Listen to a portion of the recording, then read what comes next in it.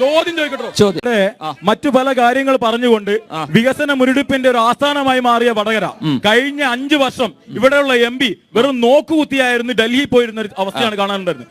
ഒരു വികസനം, 1 രൂപയുടെ വികസനം ഇവിടെ ചെലവഴിച്ചിട്ടില്ല. യുവാവ് എന്ന രീതിയിൽ എനിക്ക് പറയാനുള്ളത്, ഒരു 100 പേർക്ക് തൊഴിൽ കൊടുക്കുന്ന ഒരു സംരംഭം പോലും ഈ വടകര ലോകസഭാ മണ്ഡലത്തിലില്ല. അത് MP ആയിരിക്കുന്ന മുരളീധരന്റെ ഭാഗത്തായിക്കോട്ടെ, സംസ്ഥാനത്തിൽ സർക്കാരിന്റെ കാര്യത്തായിക്കോട്ടെ, ഒരു 100 പേർക്ക് തൊഴിൽ കൊടുക്കുന്ന ഒരു സംരംഭം പോലും ഇവിടെ കൊണ്ടുവന്നിട്ടില്ല. ഈ ചോദ്യം ചോദിക്കട്ടോ, നിങ്ങൾ ഇവിടെ ചക്കളത്തി പോര് ആരെ കാണിക്കാനാണ് ഈ നടത്തുന്നത്?